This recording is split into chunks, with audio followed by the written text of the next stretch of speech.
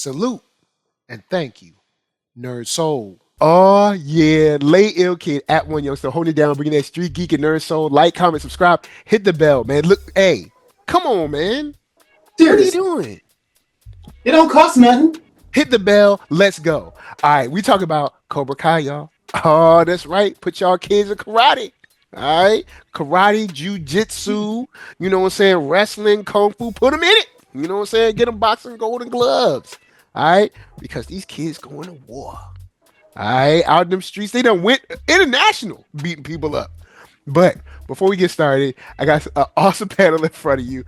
Of course, ooh, ladies first. Ladies first. All right, now I'm gonna give it up to cosplaying extraordinaire Gamma Ray. What's up? Say hey to the people. Hey everybody, it's your girl Gamma Ray Cosplay, lawyer by day, cosplayer by night, and full-time mother to the future king of the pirate. He Oh, is sitting here watching Miss Rachel, so I have a little free time, break time to chat all things Cobra Kai with y'all. that's what's up. That's what's up. And next up, we have all the way from still Brazil, right? Still in Brazil, Brazil. man. Still, you know what I'm saying? He out there with the big Jesus. I Oh, give to y'all. What up? What up? Hey, man. You know we got to make sure we're recognizing it down here. We might be in the south. We might be below the border. We might be getting kicked out.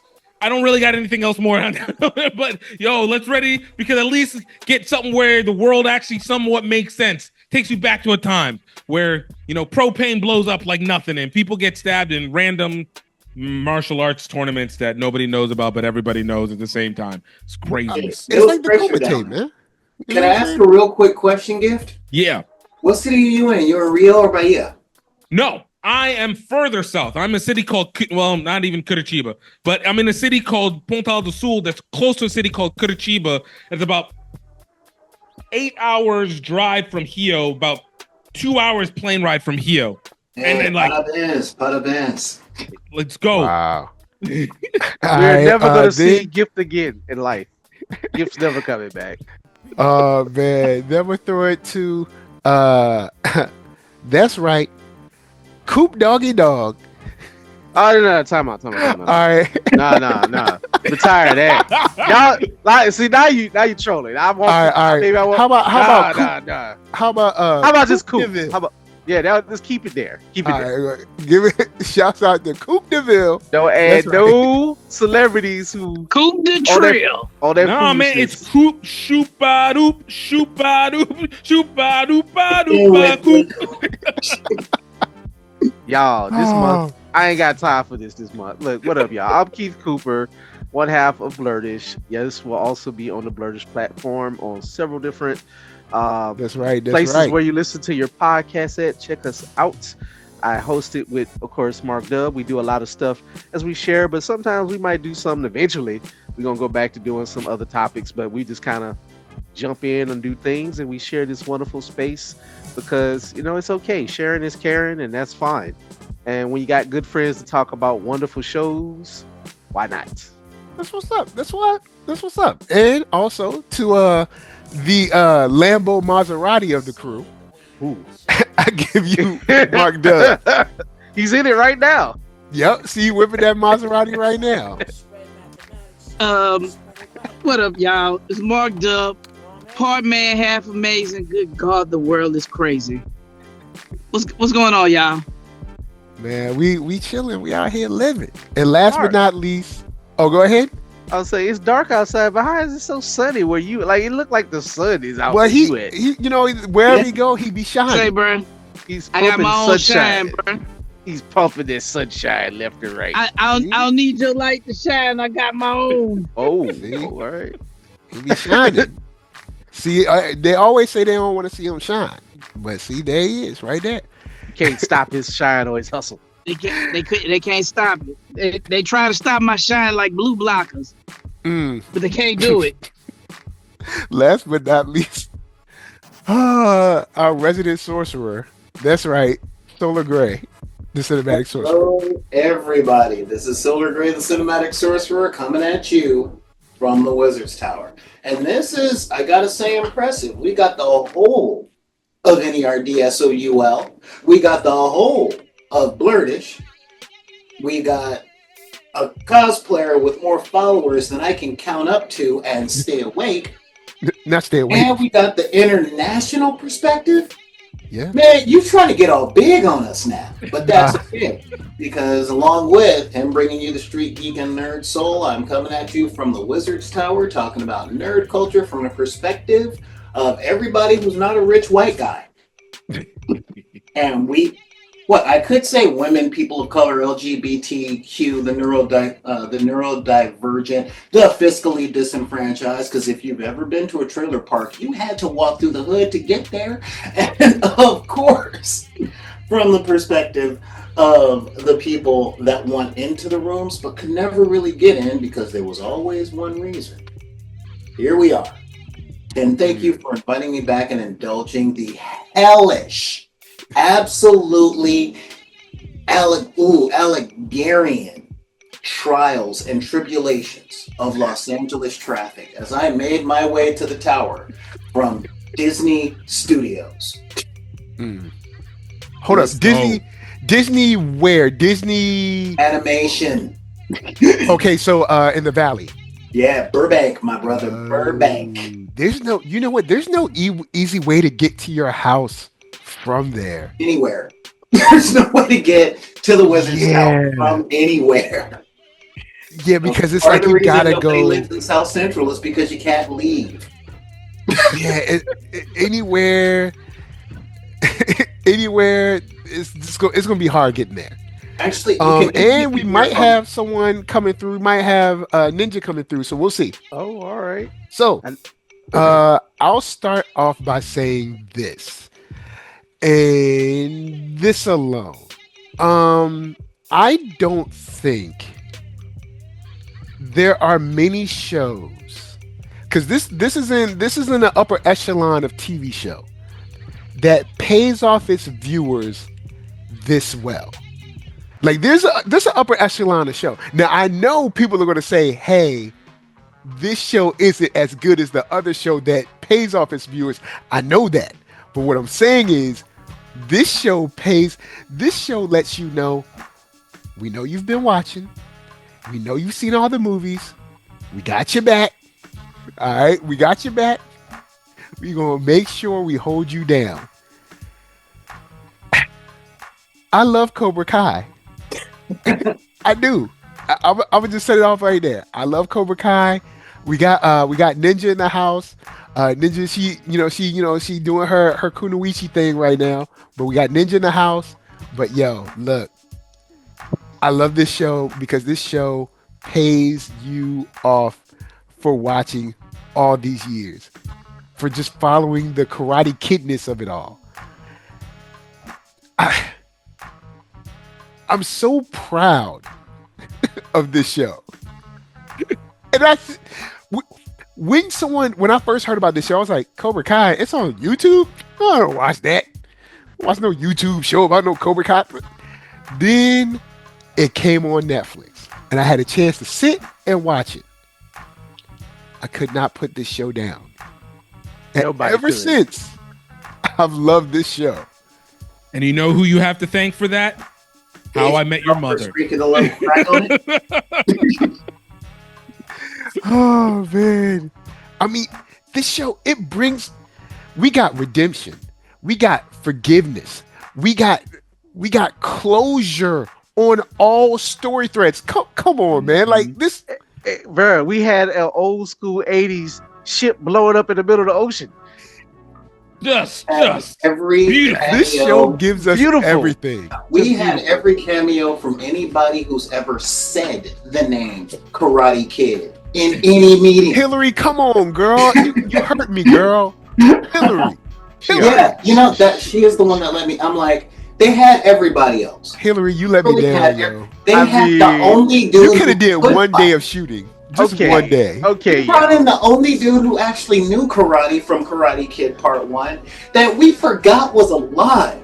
They could bring in Hillary Hillary existed on the show, on the movie, to be honest with you. Huh? didn't even realize he existed in the movie. Like he was literally background character number 1 until we just got to the showdown. But like when they They brought him, I'm flash just you like, back, oh, be like, oh, remember he was there too? The referee had a Like, flashback. I'm okay. just saying.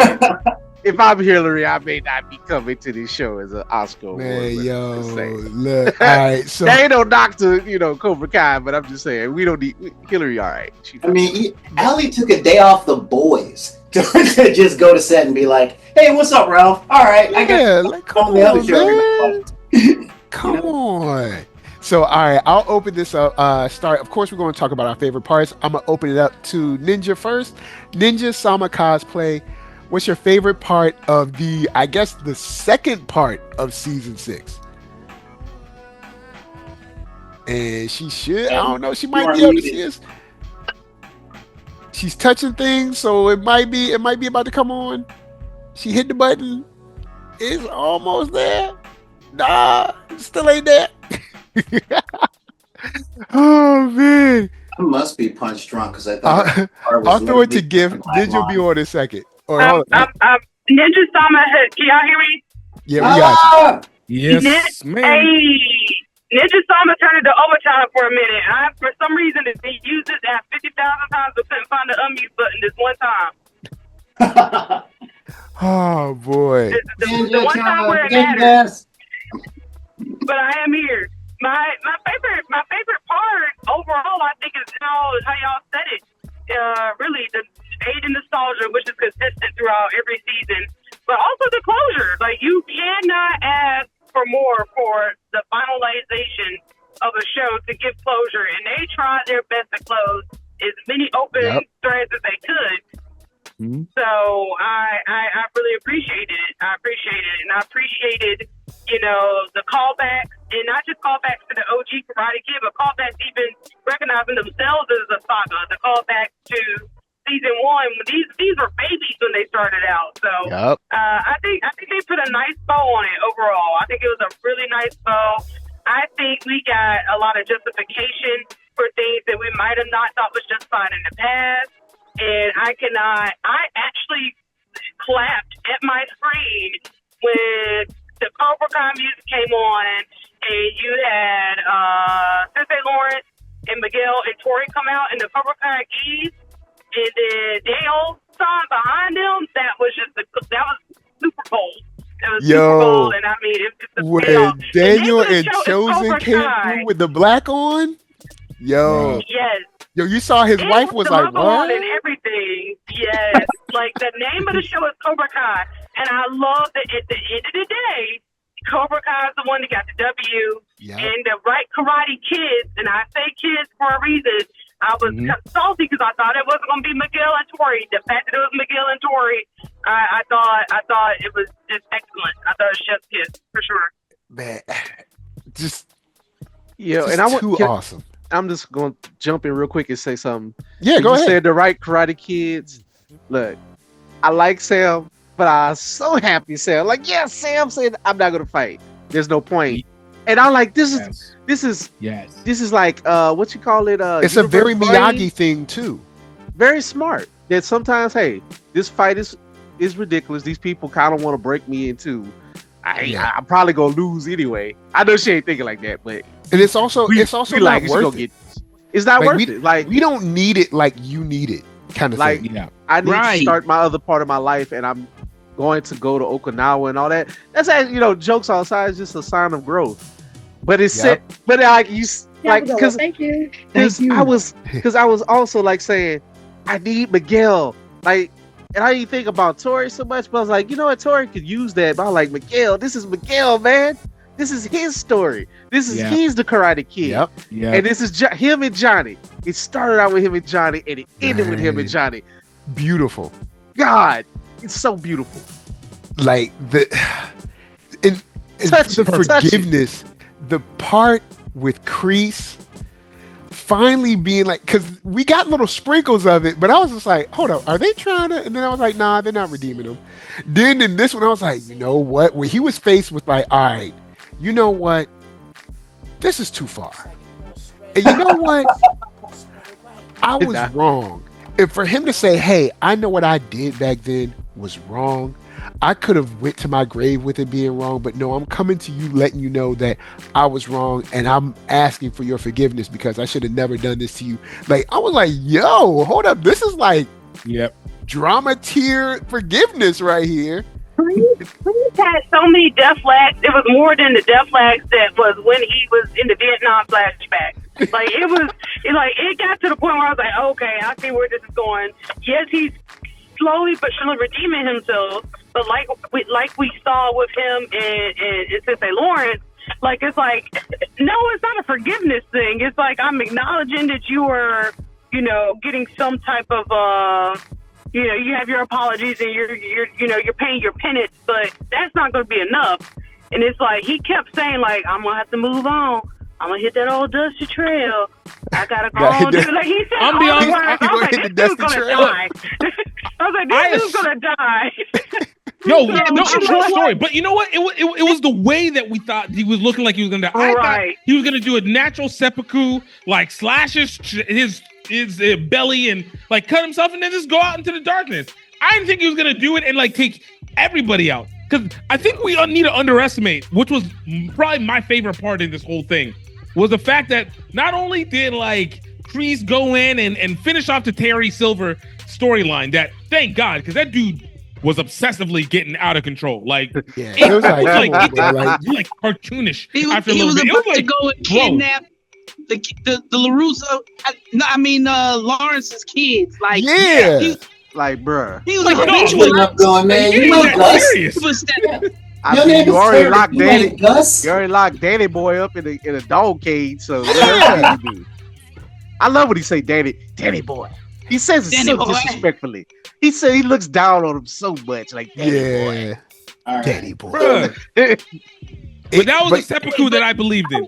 I was like, Kreese, I'm glad he took everybody out. Man, you know, them folks who've lived them long, evil lives, they realize they at the end of their line and they like, you know what? I need to start going and trying to make some amends and apologize. Nope. He going there with straight gasoline draws on. Yo, Kreese went and going trying to fix everything. Terry, he knocked out Terry's henchmen. He knocked out the service workers that worked on that yacht, because that's not two people working on that yacht. All right? He killed everybody. That's like a solid 15 people that we're not even looking at. That was like, Kreese went out. He started a villain. He went out a villain, but he went out a benevolent villain. But that is Disney. Did he go out a villain? Hold on. Now, I know Kreese. Kreese was some nasty work, but Kreese, he atoned by doing this. So he realized the error of his ways. Mm-hmm. Then told I can't remember the lady that Chozen's girl. Chozen, yeah. He told her, like, hey, this is wrong. I was wrong. We shouldn't be doing this. So not only did he notice he was wrong, but he stated it was wrong. Then he went to apologize for his wrongs, and then he wiped all of the evil off of the board. Come on, man. And he who remained, he removed all evil from sacrificed himself to do it. He who remained, he went in knowing the multiversal war. He was still a villain. All right, he still was a villain in the end. He was a benevolent villain. I'm glad he figured out his stuff. Didn't take away the fact that he cost people literally their lives for years, destroyed whole neighborhoods. He created a high school war. All right, he got high schoolers breaking backs against stairwells. You're right, he did. As NERDSoul and everybody else who do animation know me, a certain character like what's his name, Endeavor. I'm on Endeavor's top. Me and Ninja on this. I'm gonna upgrade Kreese to villain to almost anti-hero, because Silver had to go. Yeah, Silver was tripping. Before we go on in our enthusiastic thing, I'd like to hear what Miss Gamma has to say. Yes, let's see what Miss Gamma got. Gamma, where you at, girl? Tell me how you feeling. I pretty much echo everything what Ninja was saying. Like, honestly, there are very, very, very few series that are beloved by, so many people. One that touches all of our nostalgic hearts and just in tune with pop culture. And when you have a show like that gives you the closure that Cobra Kai gives you, and not the predictable. Oh, let's make everybody happy. We know what's gonna happen. Like this person's obviously gonna win. This person gonna do like it was. Everybody got their happy ending, but it wasn't predictable. When I say I gasped, like almost every episode up until I like Ninja Style, like I was cheering, fist pumping in the air, like I was Happy like, okay, gas. obviously Robbie's got to win. I mean, come on, like how are they gonna have the other team win? But then he gets hurt, and then it's just like, dang, what does that mean? Then we get Miguel, and then you have Sam who does, realizes this is bigger than herself. Like she acknowledges her privilege that hey, I mean, I'm going somewhere after this. This isn't it for me, but this is the big chance for Tori. Let me stand to the side, check my privilege and let somebody else who can benefit from this opportunity actually take advantage of it versus me just trying to be here just to be here. Stuff like that. Then you get an incredible emotional closure scene between Kreese and Johnny, and I'm like, I don't know about y'all, but that's big. That like, was the real one. The fact that Johnny and just didn't like cool. push it to the side of, kind of being tough and crying in silence or doing the Denzel Washington tear, and they kind of like dapping it out like, and then he's having the emotional like recognition like in a flashback. Like he actually was just like, hey, you are my everything. Like I loved you, I idolized you. Like you kind of became my surrogate that wasn't dad. The bad part. What was worse was the abandonment. Like you abandoned me. Like you could have choked me out and we could have hugged it out later, but you said choke me out, and then I'm like, where you got? Like it's just all of that. And I mean I could say more, but I mean again, just and they brought back Mr. Miyagi. All right, they CGI'd and put the actor and CGI Mr. Miyagi. That's the one that effed me up the most. And we find out that Mr. Miyagi ain't just kill a man just to kill a man. Like they rap, they weave, they writers be weaving that. Can I jump in right there real quick? Can I be this ain't negative. Nope. I will say this. No, I will say Miyagi, this. I will say this. He ain't never did wrong. He ain't never did wrong. But this was the part where Daniel was getting on my nerves a little bit. This is where I was starting to like, I'm trying to love you, Daniel, but also.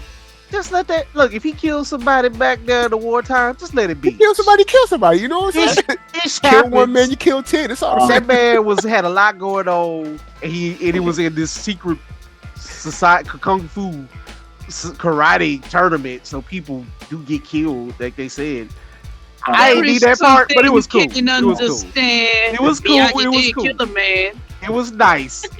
But like Daniel got his little closure. Oh, I'm like, Daniel.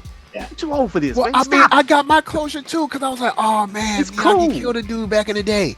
Dang. So, I mean, I guess he killed a person who deserved it. I was going to be very concerned with whether they were going to close or not. So I was very happy. But you know what? I loved how they tied it in. It was It was so simple. It was a story being told. And shouts to Danny's mama too. She came through a kick, man. She did. Oh no, that one was. I'm not gonna lie. That was the part that actually made me the most angry. Because I'm like, wait, hold up a second. So you've been sitting on this thing for like literally 40 years.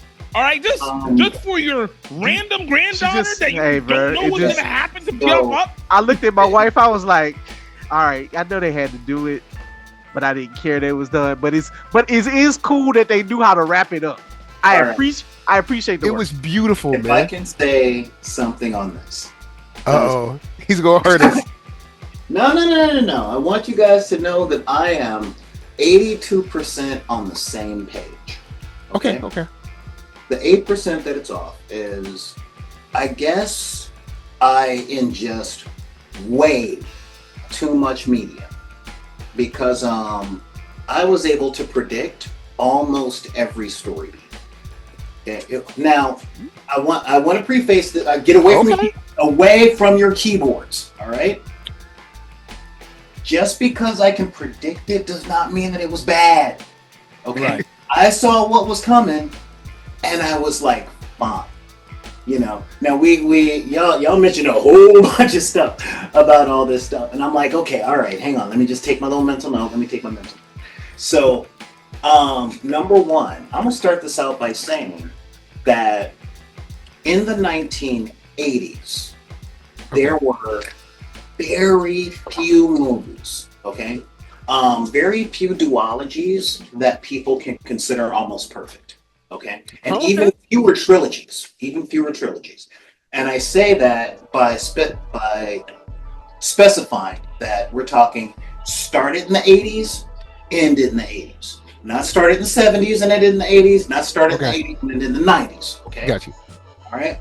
And I gotta say that The Karate Kid is one of the top 5 trilogies of the 1980s and one of the top 2 duologies. Okay. Like fact, Karate Kids 1 and 2 were almost perfect films. And I can say that because I did what everybody did after Cobra Kai season 1 is I went back and I watched the movies. And you know what? Part 1 holds up. Yeah, part 1 holds up 40 years later. And Cobra Kai, as a show overall, was very smart. It was very, very smart in A, making Johnny the main character, and B, not letting Daniel off the hook for the little turd he was being. And because in part 1, we got 2 teenagers being teenagers who were being a little too teenager. All right. Johnny they pushed this kid down a mountain, son. I will still continue. They were Stephen King villains. He did go press on that Stephen dude's King girl. bullies on that one. Well, no, it wasn't just kicking the kid off the mountain, but he didn't have to do the water hose in the bathroom. He didn't. That don't equate. I'm sorry. That don't ain't the same. Dude was whooping him up and down and terrorizing the kid. I mean, the water. He could have kind of let it go. I get that. Oh no! The water is justified. Like I'm not saying he could have let it go. Right? I want to make that very clear. What I'm saying is he didn't have to try and antagonize back. And then when he got that free pass until the tournament, he didn't have to poke the bear. But that's what teenagers do. All right. But hey, he gave us the great line. You should have left well enough alone. Or what do you say? How you say it? Yes, absolutely. I love it. I love that line. You just don't leave well enough alone. Well, no, the tournament, the tournament free, the free pass wasn't until after that. Yeah, no, but the free pass, he was talking to Allie, and then the teacher came along, and he was like, "Oh, by the way, I was doing all this stuff. You should really talk to Johnny and all of his friends." Pyrrhic victory for me, you know. Yeah, but that's not punching a guy and like putting your dirt bike sand in his face. I'm not saying it's the same. My point is, the show made it very clear, which is something that people have been saying since Karate Kid 1, that Daniel wasn't completely in the right all the time. Yeah, but that's the perfect victim BS that we always get. You have to be a perfect victim, or therefore, then there's no reason for you to have any sympathy. Solar Ninja, I want to raise my hand. Have anybody here fell off a bike and skinned their knee? Raise your hand. Have you burnt your knee? Okay, how many of y'all been? I raised the index finger. Okay, how many of y'all been thrown off a hill, off a Huffy, and rolled down? So yes, Daniel was a little piece of a shit sometimes, but he didn't throw nobody off a cliff. I rest my case. I'll go back to y'all. No, but I've said this before because I've done a few Cobra Kai recaps with y'all before, and y'all know I've said it before. I said it. Y'all know I was newer to the game, to the universe, and even then, when I watched as a grown woman for the first time, watch Karate Kid, and this is before Cobra Kai, like all that stuff, like before I watched Cobra Kai. I mean, I was like, hey, this Johnny Kid, he ain't as bad as they trying to make him out. I was like, he's not that stereotypical 80s, 90s bully. I was like, there's more nuances. I was like, wait a minute. In fact, Daniel's I need to go back a little bit. I think that nuance was added in the show. No, listen, talking about watching the first movie. I've rewatched the trilogy twice since this show has started, and I'm still like, yeah, they were whooping the out of this kid. It's not to say that Johnny was like a protagonist or even an anti-hero, but you could see the flaws there. You could see the cracks. And they do a good job. They was whooping this kid before he got started. Homie just came to a little house party. Well, no, it was I guess a beach party. Yeah, came to a beach party. She won't Johnny's girl. Everybody around Johnny was like, "Yo, they ain't your girl, dog." So like, it's perfect. Shout out to the writers. everything that they used so much of that first movie until they decided it was like a tile and they just rained it. Yeah, They they have wrote dissected it out. They dissected it so Johnny, well. because I love when Johnny be like, "Hey man, you should do that." Did you guys She wasn't notice- your girl, bro. She Hold wasn't up. your Did you girl. guys notice that Johnny and oh my god, I can't believe I just forgot our boy's name.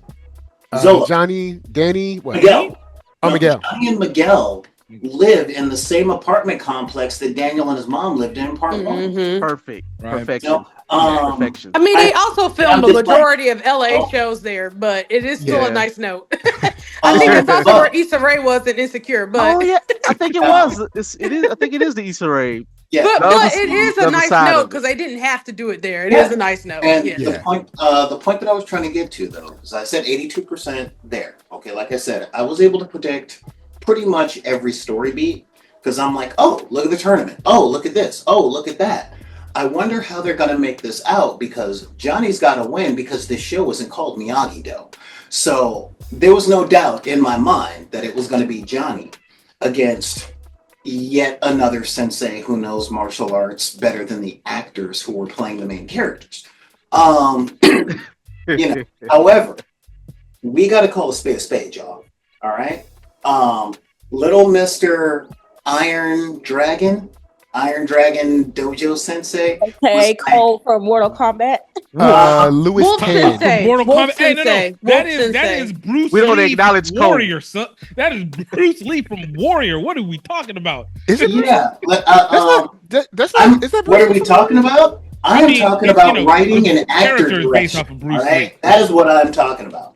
Because I can understand how Kreese. I'll be with you on that in a minute. Rest in Gordon. peace.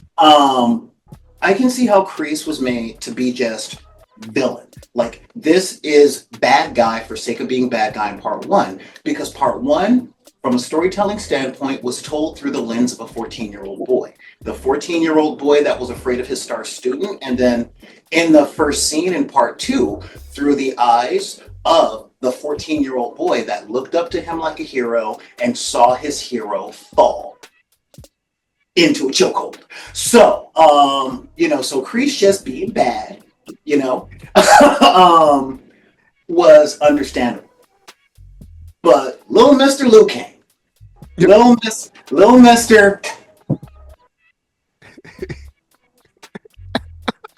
He won't do it all that. He won't do it all that.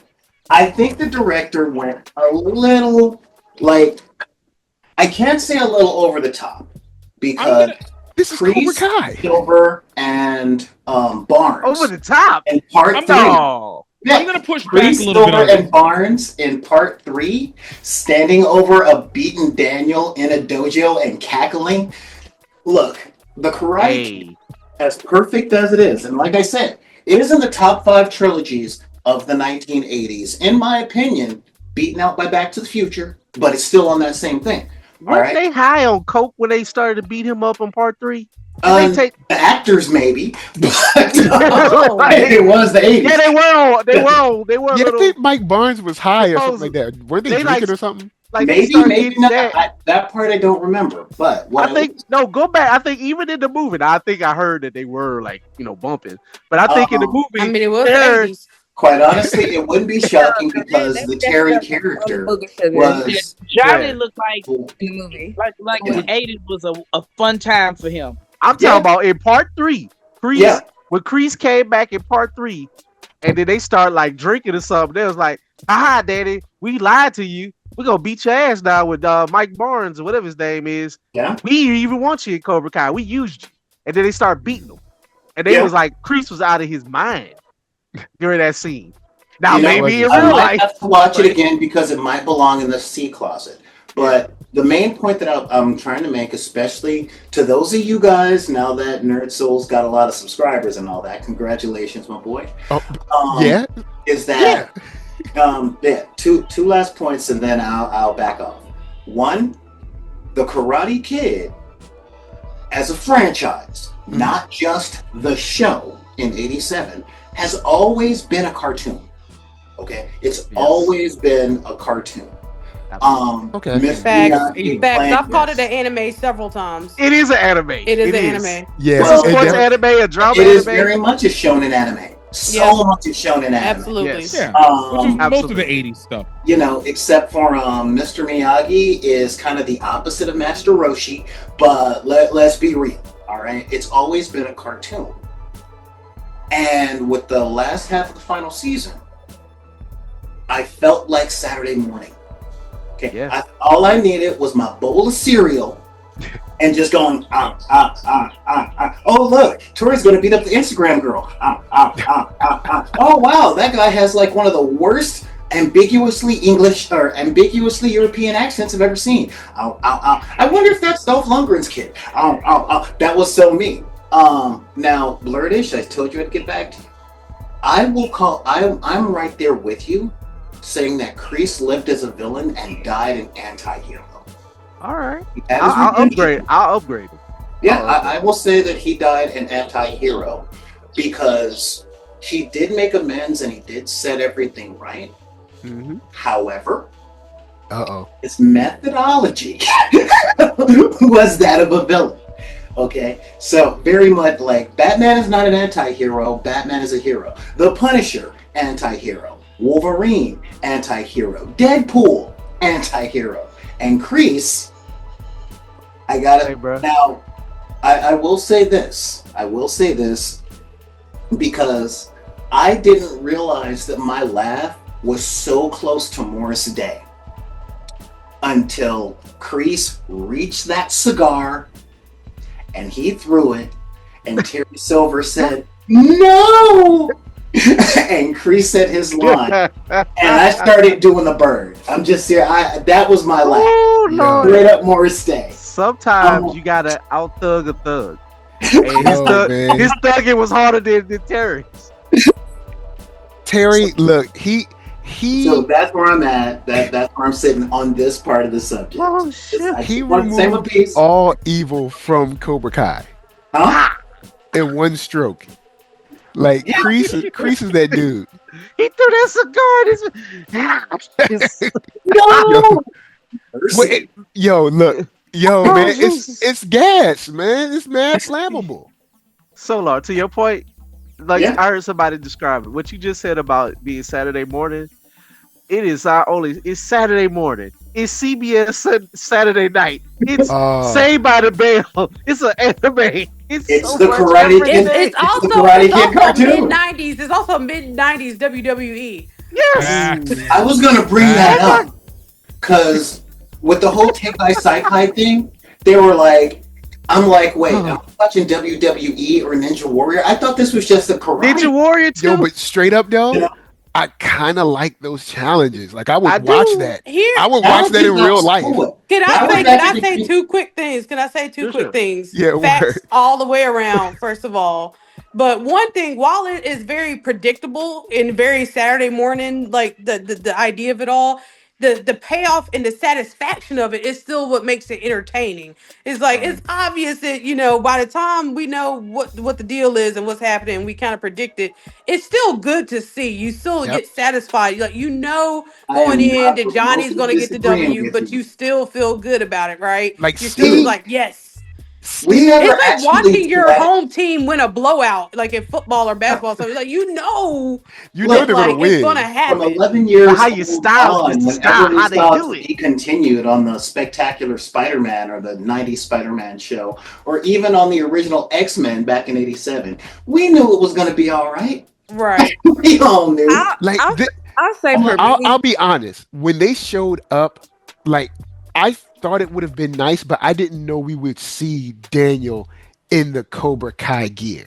Like I knew it would be. I figured we would get like a inspirational speech from him, like, you know what, Johnny, go get him. But for him to show up, I was like, bruh, we here, baby. I won't lie. We support our brothers, yeah. baby. That's what I'm talking about, man. I was hyped. For like a what you full about to say, Gavin? 45 seconds. For a full 45 seconds, I thought Johnny was going to do the crane kick. I thought I that's did where think we that. were going to be I did think it was Yo. going to happen. I did think.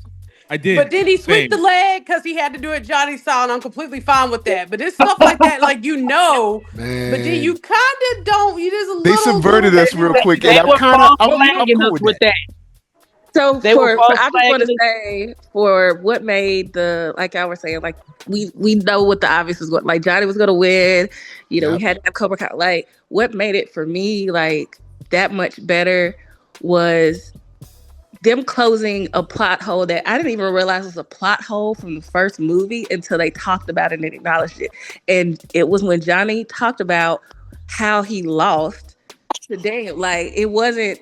He was like, I was obviously the better fighter.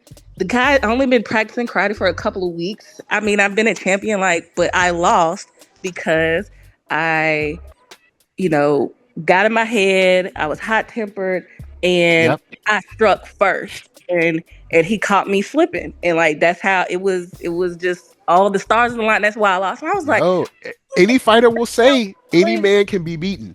Any man can be beaten. It's like, but that was always what the thing was with the underdog story that goes with any of the 80s movies. It was they never were as trained as their villain. Never. Apollo. I mean, Rocky was always the worst fighter in every single battle. Always, 100%. But he always won. The 80s Karate Kid. Whether you want to do even G.I. Joes and the cartoons, everybody was worse. Transformers. Rocky lost in parts 1 and 3.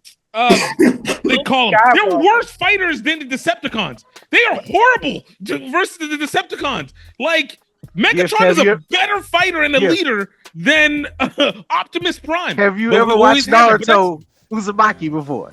Oh man, you know what? Naruto is the one I always hold up whenever someone's like, because lately, and I'll jump on this and jump off real quick. Everybody was like, "Oh well, Captain America is horrible because he used the power. He just used the power of friendship." I'm like, not when you wearing that Naruto t-shirt, you won't.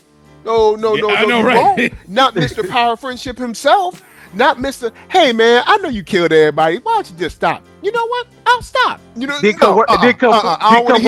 Did come work for me. We all love Naruto, and we gonna all love Captain America. I ain't trying to hear. You gonna come work for me when I run the village. Don't forget what you did. Yeah, Sasuke came back to the village. He had been attacking for. Not too much now. Not too much. Sorry, he killed children and kidnapped people. And he working in a lab. Sorry, I ain't go. Orochimaru, yeah, that's wrong. That was crazy. Yeah. He killed bodies. He snatched bodies. And don't get me wrong, I'm not even against Sasuke coming back, but they kind of hand wave any consequences at all. They're just like, he back. We about to be derailed because Sasuke punished himself. He literally became CIA and literally punished himself when we go back to the village. That's got nothing to do. No, back to Cobra Kai because we can go. I don't know if that's self-punishment. Not too much. Not too much. What? All right, let me ask you this, Ninja. Whenever you were in trouble, did your parents say, you know what? Just go on and figure out whatever punishment you want? Yes. No. Yes, they did. No, they didn't. Yes, they did. She might have done so after the beat. Like, you know what? I can't remember. You've been bad. Whatever you decide is cool with us. You've never had your folks tell you like that. It's an intimidation tactic. You determine what you need. Oh yeah. No, my folks on psychological warfare. Oh. Yes, they did. Not in the 80s. No. Our psychological warfare myself too hard. Our psychological warfare was, I hope I'm not picking a switch that's too small. Oh, that was as far as it went with us. I've been there. Bro, in the 80s, it was straight. I'm a start. I went to a weeping willow tree and picked my switch. It was bad. Yes, I've had to pick my punishment. My brother picked pick a switch, and she did not stop. My brother picked the biggest, thorniest thing. I think he blooded up my legs. Like, and my great grandma ain't say nothing. So, I wish I would have had that. My great grandma would wave her cane in your face. Talk crazy, but she taught me a value of $1, and she made great tea cakes. So anyway, even put his arm back on. That man punished himself. Yeah, not too much. he ain't even do no prosthetic or nothing. He was like, you know what? I'm just gonna just rock the one arm, man. I'm cool. Believe it. I'll believe it. But yeah, and Chris blew himself up in a boat. So hey. Wait, can we acknowledge that the power of PTSD was the biggest weakness for everybody? Like, if you had active PTSD, unsolved PTSD, 100% guaranteed you were gonna lose. 100% guaranteed. But if you were like, we're good now. You're set. Nobody talked about therapy except for. Actually, I don't even remember anybody actually went to therapy. No one had actual healthy avenues. No. You're correct. No. The healthiest avenue is when that girl left after season 1. No, the black girl when she left. Yeah, all right. And her folks when that school brawl went down, her parents were like, "Nope, we out." Nope. They were like, "This is a gang. We're moving." Yeah, because black parents don't play around like that most Absolutely of the time. not. But unless they're in the army, and then the kid still they don't stays. have a choice. Yeah, but no, I'm gonna push back on that because after season 2, when you heard the pop of Daniel's head leaving his own behind, you realized that the whole Miyagi-Do style is therapy. All of it is therapy. Exercise for distractions. Find balance. Focus on where you are right now. Make sure to breathe. Always breathe. Find balance. All of this is awareness training and cognitive behavioral therapy. It just advanced Tai Chi. Yeah. Exactly. Yeah. And it came from a shell-shocked Okinawan vet from World War II that had to go to war with his own country. So the cognitive behavioral therapy became such a part, it was already part of the Okinawan lifestyle, and he passed on all of the therapeutic behaviors and thought processes to Daniels that the culture was therapy. So he didn't have to talk about it. He was too busy living. So that was like the essence of Miyagi-Do. And now you see why NERDSoul keeps calling me on for these. Anyway, because it's beautiful because in the end, you see Johnny say, "I'm training you for all this, and we gonna do all this, but all this ain't enough. You also gonna go train me." I was like, man, this is where we brothers. I want to jump on that as one united tribe. As much as I take up for Daniel, but I also Daniel the adult. I gotta agree with Solo. Like I want to wrap Daniel the kid around my arm, but as the adult, he was getting on my nerves. But also, he was on a high horse. He was on his high horse, but when he was able to forgive and put on that black gi and to come out, he's like, bruh, this is you. This is your win. Me and my daughter, we're fine. All that it comes to head like you need this. Robbie need this. Miguel need this. And just shout out to Robbie, man. Just being like, hey, man, I got my win. I got my dad back. I got my lady. And then they got the whole sponsorship thing. What emotional security looks like. Even before he knew that, he like, I got my brother. I got a new brother coming. I got my family. Like Robbie wanted a family. He got his family. Miguel wanted a family, and he got Stanford. Like, I know. Go ahead. No, I was just gonna say that I love when any show that has sports as its focus can show an L, but show like the maturity that's in an L. Like not only was Robbie wrongfully injured, but he literally there was what else could he do about it? And he took it like a champ in the sense that he was mature and he like rolled with it. But you also saw him like, I need a moment, I'm gonna cry. Like he's like, he's like, I am still upset. Like, so like they cut to him and he's tearful eyed and he's doing this thing and he's like healthily like that. Yes. Yeah. Shout out to Robbie knowing what his lady needed. Hey, thank baby, you. I love that was an awesome scene. Because she's a hothead.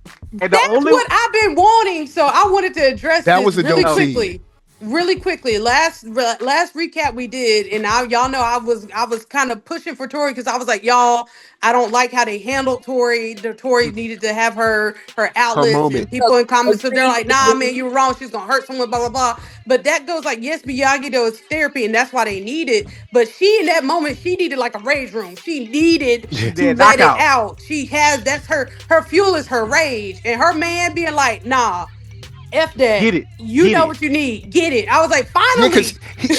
She was saying all this stuff, and he was like, Robbie pulled I just a came reverse. To say I love you. I ain't coming here, girl. You know what you need to do.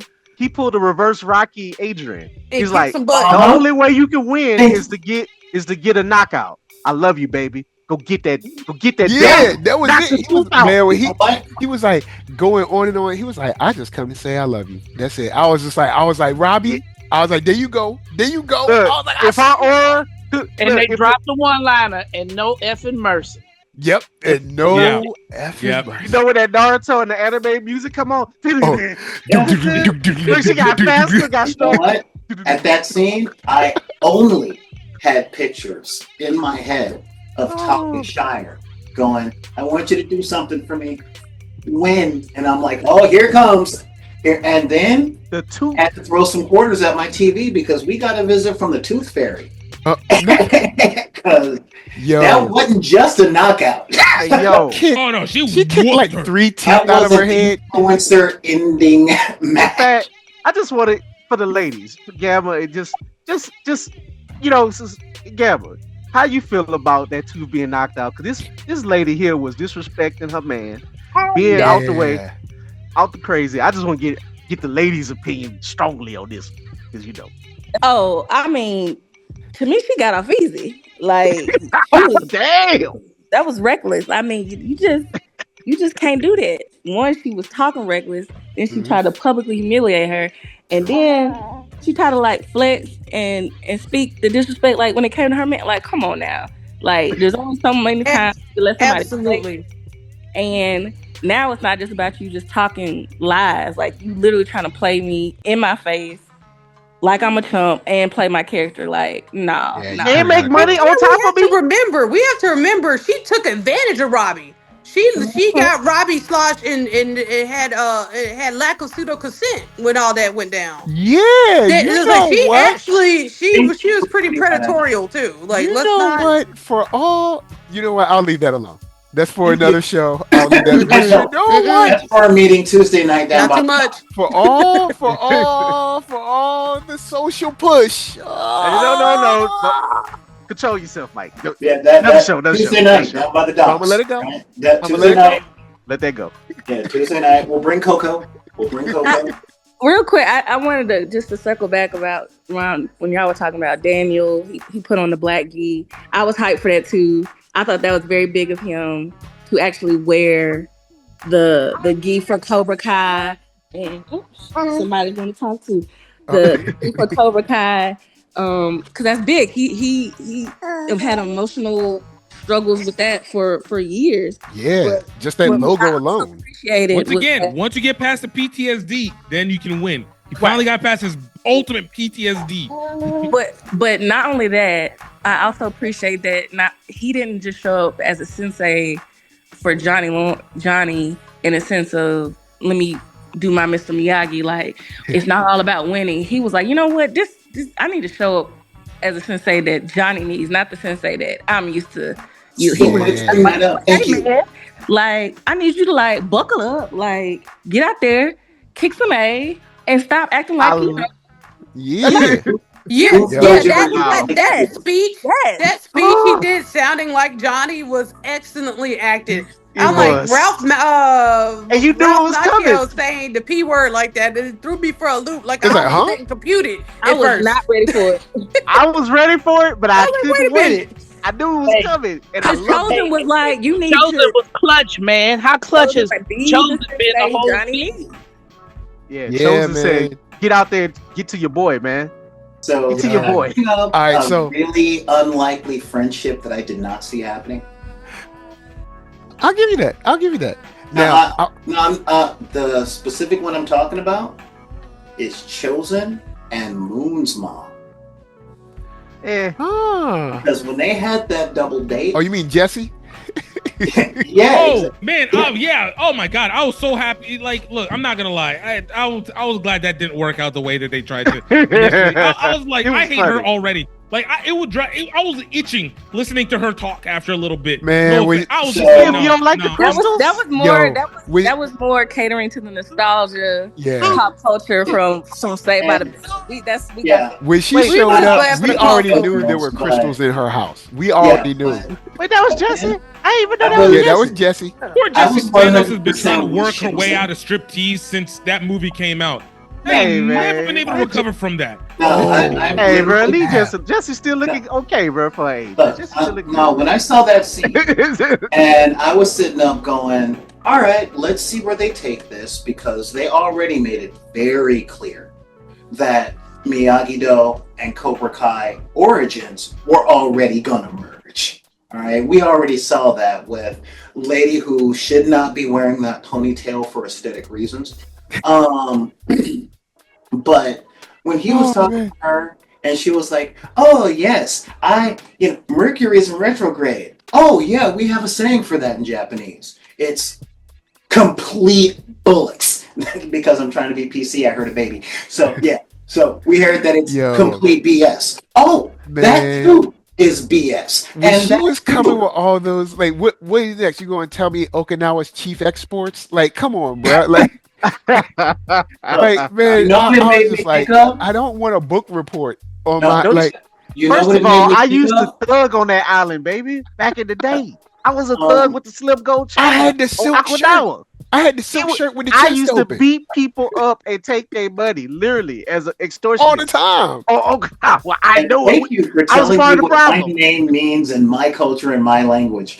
But the part that got me on that, okay, because one of the things I had to give up. Now, one of the things I really had to give up was Chozen wasn't having it. But as soon as they met on that common ground, it was like, you know what? They could be friends. They could be friends. Because we all got that friend that once they start talking, you're like, oh, man, can't we just talk about comic you mean the friend that you have to, like, excuse before they even show up? Like, you go to a party, like, all right, look, this is my boy. Look, he kind of extra, but look, he's cool. Just, he's a lot, but he's cool. Like, that one. Look, you have to give a full paragraph before he shows up. Look, there's a guy that shows up to my table that pops up that Mark know. We ain't gonna say his name up here. He pop up on my table. We like Hey, you know what? I am that, and I own it, and I appreciate the little bit of representation that people like me got in this show. But yeah, I mean, it started off with that. Then he pulled out the tarot cards, and he was like, "Okay, fine, we'll deal with this because you like watching Garage Wars." And then it was like, "Oh, by the way, this is something that you needed to know. You might want to get back to Korea." And it was like, "Yo, go get your girl, man." All right, you know what? Maybe we can have popcorn. He better take that ponytail down, boy. Hey. You know, Chozen said don't sleep. I love the fact that talk about the fact that she's a murderer. Yeah, like, that's what I girls say. like a straight up murderer. Kim should have killed her grandpa. Casually kind of went through that, and they just let it be what it is. Hey, I mean, okay, kill somebody. She was going to kill him, and then he got a chance to defend himself. I make it up a lie because I like her and I'm happy for Chozen. No. She didn't blink twice. She didn't blink twice. She did try to kill somebody. She killed him, man. Can I point out? No, can I point out? The dude was evil, but like, yo, that was her grandfather. Like, bro, do you know how levels of like dirty that has to be? Like, I'm happy Chozen and her got together, but Chozen literally is on we just have to accept. We just have to accept that Korean Cobra Kai is about that life, and we need to leave them alone. That's what we learn from that. Just leave them where they are. And what that old man said, I can't die because you messing up so much. Well, then she took the top spot, player. Go home. No, he was impressed. Right, he was impressed. He was happiest day of his life. That was perfect. I'm gonna get off her. All right, I'm gonna get off her because y'all are forgetting that the whole reason that we know Chozen at all is attempted homicide. Like he was trying to get attempted homicide. He didn't succeed. You're right, because Daniel had Miyagi, a whole village, and Chozen's father. And he grouped them. But remember, Chozen tried killing Daniel, and he backhanded the girl. Okay, Karate Part 2. True. You know, so Chozen was a murderer and a girl hitter, and he was an attempted murder. He didn't do a full attempted murder on screen. I think Chozen and Sensei Kim are both morally gray, which is why they work. They're both morally gray. He probably absolutely. She's not morally gray. She's morally dark. on them Okinawan streets.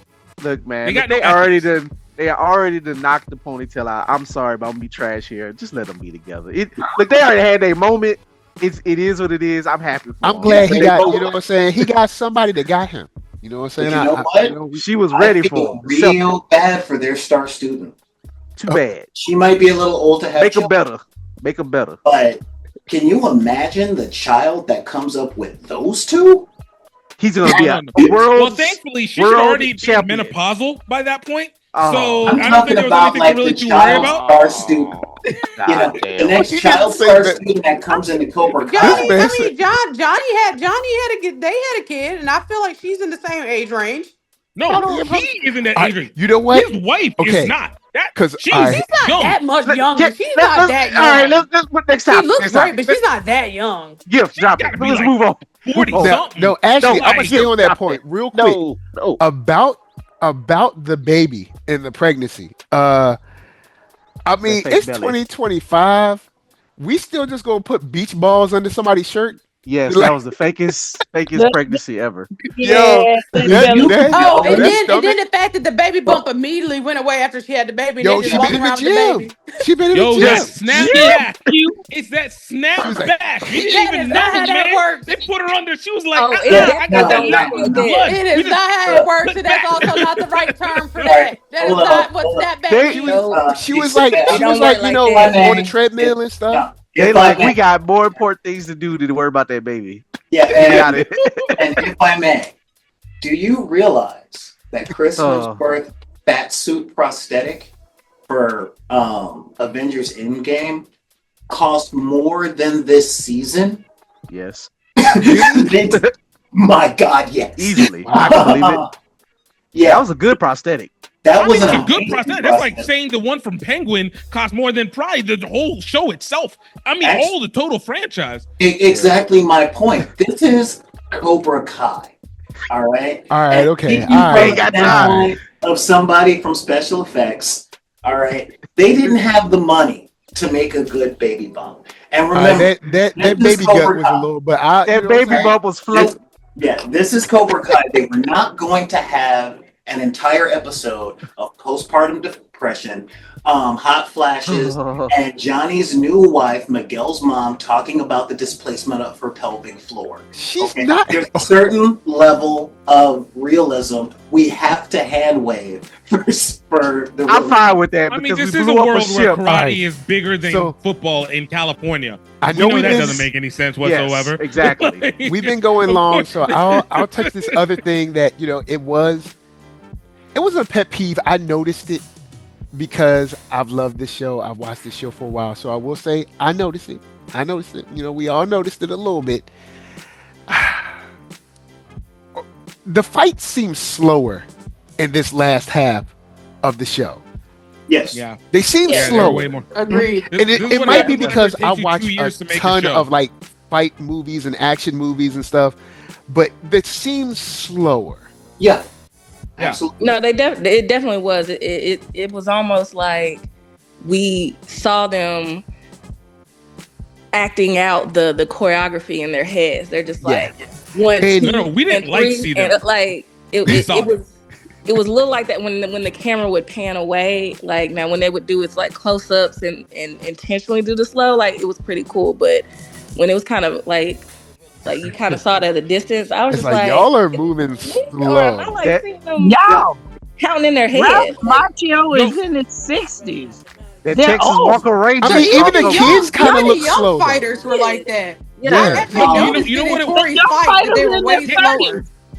Gamma got it right. You know what it was reminiscent of? It was reminiscent of Iron Fist season everything. Oh. It was reminiscent of that exactly. The bad thing about Iron Fist, here's the bad thing. Everything. His forms, like his demonstration of the forms of Kung Fu actually weren't bad. So he tried to learn it. Because like when he was actually doing the forms, like when he was training on his own, they actually looked good. So I don't know what happened to the rest of it. To that point, he had to be in front of another person. You know what? He looked like I could beat up Iron Fist. I'm very confident I could beat his ass. Iron Fist could beat up a security guard. Anyway. What I can say is that this has always been a Karate Kid thing. Okay, always been a Karate Kid thing, which is every person that they bring in to Karate Kid that isn't a main character with more than 4 speaking lines actually knows martial arts. Okay. The Instagram girl is a real black belt. Yeah, she's a martial artist on Instagram who has followers on Instagram. She's a Pink Ranger, by the way. However, Ralph Macchio was not. Now, the actor who plays Johnny has since gotten a black belt since doing Karate Kid. Zolo is he's not fully a martial artist yet. He's a year away, but he had to go through almost Keanu Reeves level training between Cobra Kai and Blue Beetle. Okay. Oh yeah, because you have to. Everybody else. Real. You have to look like you can fight. Yeah. But everybody else. Okay. Everybody else, and let's call it Eagle Fang because I don't want to talk about all the different dojos. But all those other kids. Okay. And I thought you were going to bring up another point, but I'll get to that. And I'm surprised. I'm surprised. But all the other kids from Eagle Fang Karate were actors. Every single one of them. And they were actors doing choreography in the same way that you can see actors on Broadway singing and dancing. And you know which ones were trained. You know, specifically the white ones, because, you know, as black people in entertainment, we got to do it all anyway. But yeah, you know exactly which ones have the training and which ones don't, especially if you train yourself. Yeah, it's kind of, you can tell like, oh no, this person can sing. And it's like, oh no, this person like sings for this show. I had a thought, and I could be completely wrong. So like I said, it's just thought. But like with it being the very last part, and we know some of the actors is like, you know, Peyton List has School Spirits, and everyone like kind of has their projects and stuff, and this is the last like go at it. My thought was that because I feel like the fights were slow even for Karate Kid Cobra Kai standards personally. Yeah. And my thought was that was way faster than what we was on in the my thought was that maybe these actors, some of the ones, because I know they have different projects and stuff, like they're like, let's not get injured on this very last thing we got to do. Right. So and maybe even a little out of practice a little bit. Like they were just like, let's just take it easy. You know, we got things because you have Robbie's actor and Sam's actor, they're engaged in real life and going to do their thing, and you know, Peyton List has her thing. I was like, maybe they were just kind of like, let's just get it across the finish line, and with some of these other people don't mess around and go up in here like break your ankle, and then you know, I get it. Because it's kind of Sam's 30, y'all. Sam is 30 years old, man. She ain't gonna get no faster. Yo, the funny thing is, Sam is 30, but Sam actually still looks young. Peyton, she's the oldest one. That's the I'd be like, yo, Peyton, you need to go on and start selling insurance and get off this high school trip. Go on and sell insurance. She's still getting high school selling insurance. She's doing like some weird. She's a high schooler in School Spirits too. Yeah. Yeah, and because she looked mad old. Like she looked like just like that other. What was the dude in the first part of season 6 that had the shaving? It was like, you know what? I'm gonna give him a pass because I mean we had Grease. Yeah. Okay. All right. I was about to bring that up. All right. John Travolta literally like respect. Again, you know, I'm not saying we need Harrison Ford out there playing a freshman, but because let's face it, he looked like he was 30 when he was 9. And don't get me started on Tommy Lee Jones. But let's not overlook the fact that it's the last half of the last season of the Netflix show. Right. So my question is, who's directing? Who's doing cinematography? Who's doing fight choreography? And who is directing? Because the fight scenes look, you could tell they blew their budget on the big Sekai Taikai. Yeah, agreed. And Brazil. And going to Brazil. Huh? Oh yeah. And they went to Brazil too. They went to Portugal. They were in They Barcelona. went to Portugal. Don't put that on Brazil. Don't. My bad, bro. They My were bad. in Spain, y'all. Spain. When you look So at they the spent all the money. Look, when you look at the first half of the season with all the American Ninja challenges, and you have the karate guys, the kung fu guys, they even brought in capoeira for God's sake. And then the second half, all right, we out of money. Yeah, let's go back to the valley. Let's set up in this garage. Who we got to operate the camera? Who's here? I'll say we're not going to be in Portugal with their film all the crews. choreographers. There's nothing wrong with slower fights. Yeah, but the hits got to look like they hit harder if the fights are slower. Yeah, when you go overseas and they have to have a snappier snap when they hit when they go overseas and you film, you use film crews from the country that you film in, and the film crews in every country that is cheap enough to film in, those guys are beasts with no self-preservation, absolutely none, and they work for next to nothing. And then you come back to LA and you literally get what you pay for. So they blew their budget on the first half, and when they got back to filming in LA, they're like, we got to pay for permits to run down Ventura Boulevard like it's Rocky 5. We got and we all right. Who's our cinematographer? I was like, they showing us the hotness of the valley right for now? LA. So let's see who we can get from the American Film Institute for their college final. But Solar, you know what? Yeah. That's what's so beautiful. That's what's so beautiful about this cheap, cheesy, crazy show. That we brought it all the way back. We cheap, we dusty, we ashy. We back in that old arena. It's the red bats. With the red bats. Can we talk about something that happened whenever they came back to the valley? That actually was one thing that truly bothered me in the whole show. That just never really got addressed until they kind of were, everything is good. Is whenever the Sentai Taipai guy, the CEO of it, comes back and fighter. Yeah. And he's like everybody's arguing about the money and everything like a normal event would do. Yes. And then the black dude like challenges him and then he kicks him in the face and he doesn't get sued. There was not a lawsuit. Can I stop you? I got to announce. Hang on, can I pause you right comedy, there? Man, it's comedy. Can I pause you right there? Comedy. This is what I thought you were going to bring up, NERDSoul. Man, I'm disappointed in you for not bringing it up sooner. I didn't. That drove me crazy. I was just like, this dude out. If I was going to bring it up, I would have brought up what I thought about in the first thing. I was like, so the only person in this room gets kicked is the black guy? I have issues. Because that's what I thought. Issues with that. I was like, I'm going to let I it go. have my own let it go. reasons. I got another issue with it. He shouldn't have got up. Issues. Why did he get up to fight? No, my thing is how he didn't know that was what it was going to be.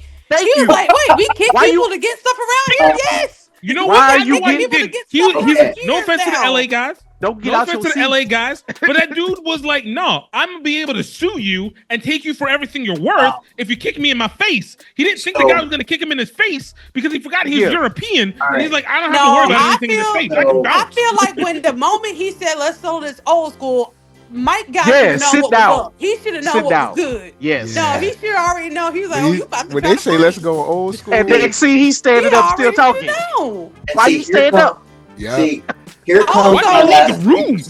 One more thing on me for the Mike guy. I've looked up the actor's name and it's not coming to me right now.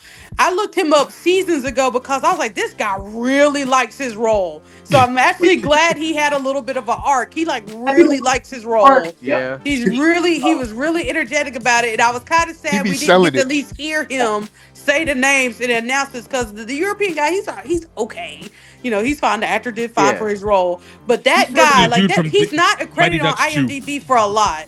Wow. And he really liked that role. And I really wish we had got him to at least, even if they did some hybrid where it's like he did a pre-show for it, because they had the pre-show scene with the people, the commentators and stuff. I wanted to hear the Mike guy one more time, especially because they kind of acknowledged him, to a little bit, and which I'm glad they did. So I really wanted to hear him do his little, Also, Cobra Kai. I'm with you. Shout out to Ryan Clark from Baton Rouge doing. I was about to say, shout out Ryan Clark. Shout out to Ryan Orleans, Clark. technically, but yeah. Oh well, okay. So this is one of the things that this is my last 5%. Okay, the only thing that broke my heart about this whole series, All right, was again. I keep saying it's Saturday morning cartoon. It's a great nostalgia for the 80s, but I think it took too big a page out of the 80s in the fact that it did not treat its black folks very good. Because we had 4 black folks. Hey, Mike. Yeah, we had 4 black folks all right, peace out. in the whole show. Yeah. We had, hey. Get out. We had the overweight but cute black girl, Right. who was then left. Mm-hmm. Then we had the thuggish Bone, True. who then got pushed away, and then they Popped brought up, in said, his "Hey, little hi, brother. goodbye." Yeah. Then they brought in his little brother, and they made Who him needs to be Zack the Black Ranger? lose to a bad fighter, and then sit down for 2 seasons, and then they bring him back. He gets them to the semifinals, then it's sit down, and then you get the black announcer going 10 toes down on his blue mats, getting kicked in the face. And I'm like, now, I can say I know how he wouldn't believe that he was going to get kicked in the face because, 1, I am an LA guy. 2, I know black people that grew up in the valley and the suburbs. Okay? And this whole level of you touch me, I'll sue, that's a very new occurrence. Touch me and I'll sue. Yeah, that's a very new occurrence. For most black folks that grew up in the valley in the 70s and 80s and in the first half of the 90s, it was your white fear will keep you from doing anything because you think I can turn it on and get thuggish. And then if I get kicked in the face, it's, oh, well, I didn't plan on that. And my grandmama told me that the best way not to get your butt kicked is to stay down. So, yeah, I'm outmatched. I'm going to just say this. Yeah. Forgive Ninja, Gamma, Mark, we all around from the same area of living. Have been. If somebody say, and get up out your seat, let's do it the old way. What does that mean?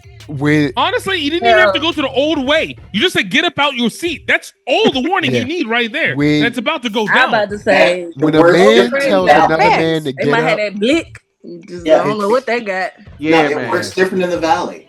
I'm saying even in the context of the show, everything is settled by pause. We even had Daniel's wife fighting in the bar at a reunion. Like I'm like that's just the rules of the land. She's the most level-headed character in the whole show. Everybody about to get a pause at some point, man. That's just how this show works. So the moment he said, "Let's tell us the old school way," I would immediately be like, "Oh, you mean pause? You mean pause? They threw you a nerd through a window who went out to look for a cat. Threw a nerd through a window. They destroyed the LaRusso home. Like they had some crazy fights in this show. They threw Miguel off the second Honestly, floor. can we talk about this is low key? This is kind of a MAGA world where there's no lawsuits for physical violence at all. Ever. Yeah, did anybody have lawsuits for physical violence? At the school or like superintendent or anybody? Did anyone get fired for martial arts? My point exactly. Stingray was Miguel broke his back. The only person they had a whole gang battle at the school. Stingray should still be in jail for being around. He shouldn't be around kids at all. Ever. But I'll say this: the law is different in this universe anyway. Because keep in mind, Crease is a whole fugitive on international television. Yeah, they hand waved it. They said that they threw the case out. I know. Yeah, they did. They threw the case out. Don't make no sense. But even if they threw the case out, he still broke out of prison. We saw that he broke out of prison. That's a whole new charge. That is a different charge. And that man was not low key at all. He was on TV. That man went on TV. Now, I will say, and I hate to be that guy, especially given the point that I brought up, but we are talking mainly about rich white kids or adjacent rich white kids. Because rich enough. Is the Valley rich? No, they look, rich. his name was Tasha. Now, if Tori's name was Tasha, she would have been in prison the moment she wrapped spikes around her fist. Bruh, she would have been in prison 6 warning shots. the moment they thought she stole stuff at the job from the rich people. She wouldn't have made it that far. As much as I like Tori, I did hear that Aisha was her character, and when they wrote her off because of things that happened with the actor on set, I think it was a disservice to not recast that role, because apparently that was supposed to be the female Karate Kid. Like what Tori's arc was for the most part was supposed to be Aisha's, and I feel like that's what. Now I don't. Wow. This is just stuff I read on Reddit and things were saying. But if you think about it, Tori didn't really even come into the picture until what, season 2 ish, whatever. It was a different thing. Yeah, it was a different. So into that too. Wait, they were gonna kill that poor girl's mama too? Dog. I looked into that because I was disappointed when Aisha when I was like, where did she when season 3? And I'm like, wait, where is she? Like, she left. She was bad. She was badass. Oh no, it was some behind the scenes stuff that went down, which I mean that happens. But I'm like, you didn't have to necessarily write that character off altogether. I mean, she came back and talked here and there, but it's like y'all could have, if that was the plan that y'all had, y'all could have recast that role, especially since they were so young and it was so early. It was still a YouTube show and all that stuff. It's like we could have gotten something there, and I'm not sure what that even would have looked like, to be honest. And I love Tori's story. It all worked out in the end, right? But at the same time, if we're having a conversation about, you know, brown skin representation, black people representation, that was going to be there apparently to some degree. Like, because we would have saw her home life, right? We would have saw these different things that we saw with Tori that we missed out altogether. And also, speaking of, shout out to Kenny in that arc, and I wish that they did more with Kenny and Devin and all them in the latter half. That was kind of they're the cheering section. Yeah. I could have done even with Jamal or Penis Breath's friend. Yeah, I could have done much. I could have done with a few fewer scenes of the binary brothers arguing about MIT to get a little more Kenny. I could have done. But also, but however, when they kicked Aisha off, at least they didn't recast her with Don Cheadle. True. I mean, also shout out to they don't have a Pearl Mutter to be able to not be able to differentiate black people. Shout out to the old brother with the cornrows. He ain't had not one speaking line the whole series. That dude popped up out of it. I'm like, oh, it's you. What up, bro? He just like he in the background. Sure. It's like apparently Kenny did like 45. Lines, by the way. Kenny's the actor who played Kenny said that he did have lines. It just all got cut.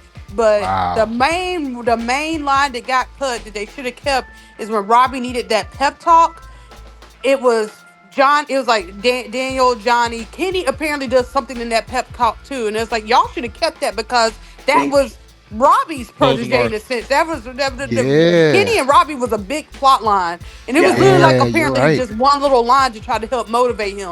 And it's like y'all cut some unnecessary stuff. I feel to try to get to the finish line. So hearing little stuff like that, while I think it was a great, you know, overall end, it's like little stuff like that would have gone a long way because we would have got something. You know, we would have got a little bit more. I think the reason why they probably didn't do more with Kenny was because they tried to put the emphasis on Kenny and Daniel's son as the closing line for them, and that forgiveness arc in the first half of the last season was already tied up. So they were just like, we don't need to do anything more with him after they even put Anthony in there. Yeah, he popped up at the very end. His story. I don't think he needed anything in his story at all. I just think they could have had him have that one line where he was like, Robbie, you've done great for me. Because it was for Robbie's arc. It's more so about Robbie than Kenny, to be honest. But at least he could have said something. He would have said something. Well, hopefully Anthony from the whole show. Kenny's career, he could go places. I think he could be very successful in action, young black action star. Like we don't really have that, and I feel like that's a niche that he would kill, and that would be an idiot to like miss out on this opportunity. Whether it is they want to do another Power Rangers and make him Zach Black Ranger, I don't care. Yes, make him Miles Morales right now. Exactly where it needs to go. He can't be Miles. Bring him back as another Blue Ranger, but he could be other things. I was going to say Miles. But I don't know. We got to the Power Ranger thing. I like this one the most. He cannot be Miles. Let's just be fair. No, he don't need to be Miles. No, he needs to be. He does not need to be Miles Morales. Also, Miles Morales needs to be darker. He needs to be somebody where he can show his action and karate. Like I want to see him fighting hand-to-hand combat, like, you know. Black Power Ranger, yes, definitely. And he can dance. He can dance. You know what I'm saying? Like, and he can't be simping over married actresses too. Oh, none of that inside press conferences. Oh no, man! Real quick, Anyway, y'all catch that like little at the very end when they go to the very end of the last episode, they're in the bar and you hear those two guys talking about, oh, if we can get this actor, then you know I can call Zane and you know I'm a good friend. Like, did y'all catch that? Yeah. Like they were essentially talking about doing the same thing. It's the co-creators of Cobra. Well, you do know there's supposed to be a new Karate Kid movie that's tying them together. Like Daniel-san and Jackie Chan are coming together. Legends in May. I think it's May they drop. Karate Kid Legends in time for my birthday. So I will definitely be watching the future doing something like similar what they did with Cobra Kai and Karate Kid, but they were saying like, oh, it's just a play, because they were like, we can get Mike to direct. They're obviously talking about Michael J. Fox and Billy Zane and was there Laura Thompson, who was in the show, and all that. But I thought that was kind of like a cool little Easter egg. I mean, now if they actually ever did something like that, they know that Back to the Future is a trilogy. Like, it'd be hard to touch. It's very protected. But if they ever green light, they said they would take advantage of it. But I thought that was kind of cool. So all right, I'm gonna do this because I know we long. I'm gonna throw it over. I would normally do final thoughts, but we kind of already did sort of final thoughts. But I say final thoughts. I'll throw it to Ninja. Final thoughts. Where can they find you? And hopefully, do you say my name? Did I hallucinate? Nah, it's you. Final thoughts. And where can they find you? And hopefully, it ain't got nothing to do with anybody who should be a killer. But is it a happy relationship now? Hopefully. Look, man. Look, I'm not gonna go there today. I'm gonna keep it cute. I'm gonna keep it cute. My final thoughts is that you know, in an over nostalgic, saturated universe that we live in, you know, everything, no idea is a new idea. It was at the time when it came out was new and innovative, Cobra Kai, and you know, it was a good run.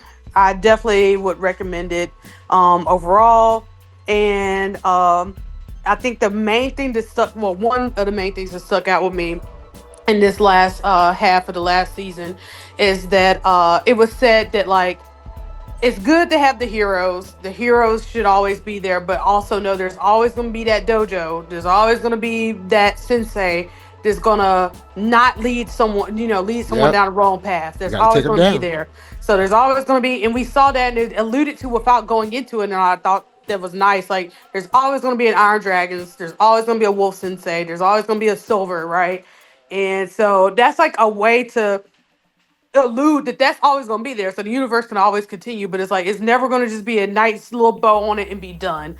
But at the same time, all you can do is be the best you can be and try to balance yourself. And, you know, your biggest opponent is yourself. So, thanks for the memories, Cobra Kai. And yeah, that's it. That's it for me. All right, cool. Where can they find you? I am Ninja Sama Cosplay. I am at the Ninja Cosplay on Facebook, Instagram, X, that I don't really use that much. Blue Sky, and wherever fine books are sold. All right. Heading over to Dub. Final thoughts. Where can they find you? Final thoughts. They wrapped everything up so dopely. They put a pretty bow on every. They tied up all the ends. And I was satisfied. It was simple. I mean, we got some acting out of when Johnny told Creasy, man, you were my everything. Like, I messaged Cooper. I was like, man, we getting some acting. Oh my goodness, heartfelt. And I think we got more acting because they blew the budget on the fighting. But it's all good. It felt good. Was it candy? Was it sweet? Yes, it was. Yep. I like candy. I like sweet. I like they stuck the landing. They wrapped it up so cool. I highly recommend. 12 out of 10 stars. I'm not good at math either. I'm marked up on IG. I'm marked up 44 on X. I don't hardly use it either. I be on there once in a while. And I'm Mark Wallace in real life and on the book faces. And yeah. All right, word up. Gift, where you at with it? Yeah, look, this is one of those shows where I give a lot of credit to the production company, namely Netflix, and distribution, because they let the writers be who they were supposed to be. Because whenever you have a show like this, it is so easy for them to tamper with it to the extent that they almost disassociate from the original work. And we see that happen so often. So to be able to feel like the writers not only were experts in the original works, but were able to tie it all in and work with both Ralph Macchio and the dude who plays Johnny Lawrence, like to be able to work with them excessively to be able to make sure that the spirit of this show maintained itself and still gave us something new and different at the same time, even though wrapping it up with something that still felt predictable. Like, that's what you want from a show. It's what you want from a production altogether. It's familiar, different, new, but also doesn't feel so jarring that you're not able to connect to it. So for this one, I give them a lot of credit. I love this one, Cobra Kai. And if they do this for, I think, literally only one other 80s movie, and I don't even know what that is. Maybe, I don't even know. There's a lot of, don't do it again. Don't do it again, actually. Don't do any more. I mean, if it's this good. No, it was good. And sometimes lightning just needs to work within that bottle, and that's it. And then we don't need to do it again. So, but this one was great, and I'm glad that it launched off or helped relaunch some of these acting careers that needed to be brought back to the fold, because I know there were some that definitely did not have any work afterwards because they were stereotypes, namely Johnny Lawrence's character. Being blonde, white, bully, it's hard. So I'm glad that they were able to get that back. And then, you guys can find me at Gift Time now. You can find me at Gift Time on Instagram, Gift Time on Threads, Gift Time, I think on Blue Sky, but I don't ever use it. I'm not even on X anymore. That doesn't exist in my mind. And then on Facebook, and it'll tie everything together: the rugby, the media, marketing, everything. It's just a cluster F of stuff of me doing everything. When you coming back to DC? Man, look. Just let me know. Let me know. I was in DC today, so let me know. I'll be there. I miss you too, man. I miss you too. Let me know. I'll be there. Let's go. All right, cool. Where you at? Yo, final thoughts, man. I am there with y'all on so many things. This is so nostalgic for me. Just, all jokes aside, this has been one of my favorite things doing with y'all as podcasters, because this is like an annual treat. This is something me and my wife watch. This is something friends watch. It's something it brings back what they call water cooler talk, that around people, if people see it, and if you're of a certain age. And it's also, I guess, I don't know if the word 4 quadrant will apply, but children love it, old people love it. Got you. Different races like it. Men and women love it. Like, it's a show that it's the good felt version of America before, all the bad happened. But you get a sports anime, you get a sports movie, you get a Rocky, you get Saved by the Bell, you get this, you get a little cheesy drama, syndicated drama with LaRusso's wife and kids, you get all these things. You even get a little touch of a sprinkle of Boys in the Hood and Bad Boys with the prison. You get a CBS Saturday Night Villain with Crease running around and Terry Silver doing all these things. You get a 80s. They blew up a yacht in the boat in the middle of the ocean. I mean, Silver revealed himself in a hot tub with some chick serving him. Like, he was like, "Ha, you thought I was gone." This little show that went from a YouTube Red, no longer in existence because whatever, and Netflix saw the potential shout out to Will Smith for executive producer. Shout out to Will Lasseter Yeah. for buying the rights to, they got the rights to do this. People don't want to give them credit, but they saw potential and had vision. We're like, hey man, let's do this. To be able to get Johnny back, to be able to get Daniel LaRusso back, and to flesh these characters out. And shout out to the writers for like, hey man, how can we make these flat? Not say flat, but how do we make these people 360 degrees as real people? And it's in California. Look, we right here. We write this. We know this culture, and we knew what it was. And shout out just to the cheesiness, like Gil said, to make karate bigger than football and basketball in Southern California. Like it's just this little bubble. They really, really love karate, man. It's really, really dangerous. Should be in jail. Should be sued. Bubble of almost killing kids. That brawl in like season 2 or 3 was crazy. That is one of the best Netflix and TV things I've seen in the past. Yeah, I remember years. once reviewing it being like, you know what, this fight is better than it should be. It was so much. For the real, this fight is better than it has a right to be. Bruh, I've seen those at school. I still remember the one where it was just like a brawl broke out across multiple lots and stuff on the last day of school. People held their grudges, and it was like, air it out and air some people. I'm on the bus. It was a purge at school. People just get beat up across City Hall on the school lot in November. I'm like, what the hell? I must not be important because I ain't got nobody I hate that much at this place. I'm just trying to get out of here. Home. I'm just going home. Let me get home, man. Whatever. Y'all beat the hell out of each other. Leave me alone so they don't blame all the black people. So they just blame y'all who get caught. But anyway, man, this has been a wonderful series. This has been a wonderful experience. I absolutely love this. And just shout out to everybody who we have reviewed this to over the years. This has been fun. This has been great. No notes. If they want to, and then honestly, if they want to do it again, maybe without Daniel and Johnny. If you want to go back and do it, because look, let's just be honest. Hollywood, it makes money. Netflix. If they let it breathe for like 10 years or so, that'll be good. And if anything, if you want to like follow it with Robbie and Peyton and Kenny, maybe let them come back and have a dojo down the line and let them like do some new kids, I'm all for that. And then Miguel when Zolo is the big star, he comes back as Miguel, the big star or a successful smart student, and then you just start bringing back cameos for that, because let's face it, this is somebody's Karate Kid now that we grew up with Karate Kid. So people might want to see them 10, 15 years down the line. And it's just like Hollywood is in the business of making money. And again, they serve you that good, nice cold beer and good cheesy slice of pizza with grease and wings. That's going to make you feel good while keep the party going. Just don't do it right away. Because, you got to take indigestion pills and so you don't have diarrhea and throwing up. So, again, great job, y'all, to everybody involved in this. I'm Keith Cooper. Find me on Facebook. I'm also blurred.iss on IG. Blurred.ish, if I said that right. I'm on Blue Sky.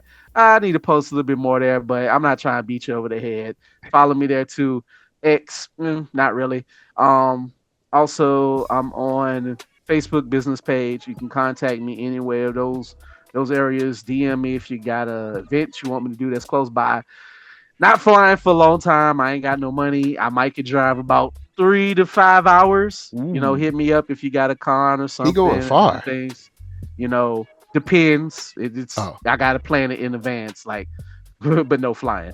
Not right now with diseases and stuff falling out of the sky. But anyway, that's where you can find me. Again, this has been great. This has been fun. All right, Gamma. You know what I'm saying? How you feeling? How you feeling about the show? You know what I'm saying? Break it down for us. Loved it. Chef's Kiss. I think they ended it beautifully. You don't really get many endings like this where it starts off strong, continues strong all the way through. You continue to love the show, and you get a final season that you can be happy with. Game of Thrones, you could have took a lesson from this, but that's a whole other conversation. But yeah, I my takeaways, favorites was that I was very happy that Tori got her happy ending, and not just a cookie cutter happy ending. It is a realistic life-changing opportunity that doing something that she's not only good at but that she truly loves, and she gets to do it with the boy she loves. Yep. Robbie got another great opportunity. This kid didn't know where he was gonna go in life. Everybody else had a Yeah. plan. He was just like, He was I'm a gonna be hooligan when somebody. we first met him. So I was very happy to see that, and I was beyond happy that I never thought I would say this or feel this way, but to see Johnny get the win, and not just any win, the win that he had been chasing for the 40 years since he lost to Danielson, world champ. Yep. Like, this is elevating him and his dream. Like, yeah, he could help sell cars, but he's been karate. He is 80s rock to his core, karate kicking. That's Johnny Lawrence. Like, that's who he wants to be. Yeah, this Full him. circle moment. Yes, full circle. Yes, and I was very happy to see that, and him, have his family together, living his dream, and getting the W that I think it was owed. Again, the show is called Cobra Kai. Cobra Kai got the win. Johnny got the win. I'm happy with it. Again, I don't think we need to anything else like this. I'm agreeing with Gift. I don't know if lightning's going to strike twice with something this good. And I just appreciate Netflix for giving the whole team the opportunity. And I really hope that a lot of the young actors in this series, their careers get to continue to flourish. I mean, we see Zolo. I don't know about y'all, but I'm hearing his voice in almost every cartoon anime that is he getting right that. now. Yeah, He's he's getting everywhere. that animated money. Yeah, like, so I just hope that opportunity continues to grow for the rest of them. But yeah, it was great. It was a great show. I loved it, and I encourage everybody, if you haven't watched it, it is worth the binge, and the movies are worth it. And the nostalgia, callbacks. I can't forget the callbacks. I love a good callback especially when it makes and they sense. give you the reference flashback too. They're like, oh, just And in I case love you that. ain't remember. I love that, because I would usually have to pause and get on Google and then IBND and then looking up. They said we got you. Don't even worry about that. Oh, I loved it. I loved the callbacks. I loved how the stories were interwoven. It was just beautifully done, and yeah, I'm very happy with it. And that's all I got to say. And as you can find me on all social media platforms at Gamma Ray Cosplay, and now I'm about to be out because the future King of the Pirates is hollering and needs a bottle in bedtime. And I enjoyed y'all. Word up. Tell them we all said peace. I will. Y'all have a good one. All right, peace, Gamma. All right. Last but not least, of course, Solar Gray. What's up? Well, final thoughts. This show is quite literally like a freshly made stuffed crust pizza from Little Caesars. Okay, I'm serious. All right, I get it. I'm there with you. Yeah, with you. I just found out they did the stuffed crust, and it's like, y'all doing stuffed crust too? Yeah, they're doing stuffed crust, and they're doing stuffed crust on hot and ready. All right, so you got your $8. You walk in and you walk out with a hot pizza filled with cheese. Is it the best for you? No. Is it gourmet? This show ain't winning any Emmys. It didn't even have any characters named Emmy. And you know what? It wasn't trying to. This show was like a really satisfying couple of slices of really made pizza. Yes. It made the best. You're not going to build a relationship off of it, but you know what you get. And it's worth every single penny. Okay? Yep. Every single penny. Now, again, like I said, just let me cook on this whole Little Caesars thing, because you get in there, and like I said, it's just like you got that perfect timing. You're tired, you're getting off work, you don't feel like cooking, so you stop by Little Caesars on the way home, and you get there right as they put it out. 20 minutes from now, yeah, exactly. 20 minutes from now, nah. An hour from now, nah. 20, 30 minutes before, wouldn't have been hot. You probably would have had to wait. But this show came out at perfect timing with the perfect ingredients, all right, to make it satisfying and all right. And people could be like, yo, man, Giuliani's is much better, or Domino's has better fight choreography, or Dragon Ball Z has funnier jokes. You know what? It's okay, because it's right here. It's easily accessible. Yeah. And it ain't nasty. It ain't everything you're looking for in a pizza. It is not the quintessential pizza that satisfies everybody in every state enough to make different states go to war over whose is better. But Little Caesars is the same everywhere. Everybody knows ones that work. Yeah, exactly. Everybody knows that you can rely on going into a Little Caesars and getting a hot and nasty. And that's what this show is. This show, hot nasty. This sounds like the title for a different show.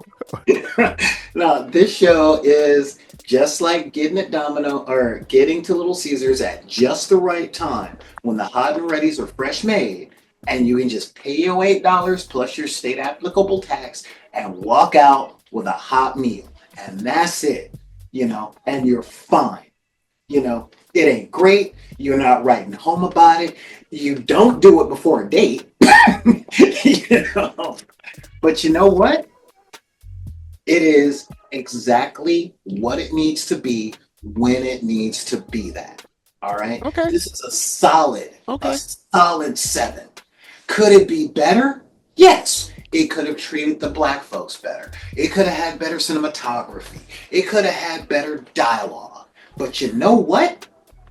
Didn't eat the garlic, but any pizza would be a little better with some garlic butter on the crust or a high quality meat. A little brush it on the crust, just a little. Yeah, exactly. Just a little bit of, maybe a little bit of Lowry's depending on where you're from. Any show could have the specialty toppings, sometimes the artichoke heart, sometimes the crawfish. But you know what? For a straight up pepperoni and sausage pizza that's hot and that's good for anybody that's not lactose intolerant, this is good enough. All right, it fills you up and satisfying. Exactly. You know what? This is a show that you feed your kids with. This is the show for working parents. This is that pot of spaghetti that's going to hold you to payday. This. Thank you. And you know what? Man, ain't nobody out there going to turn down that bowl of mom's spaghetti. Nobody's going to, especially if it's your friend's mom. So red beans and rice on Monday. Exactly. Fill you up. This is what I'm talking. This is such comfort food television that you can't say no to it.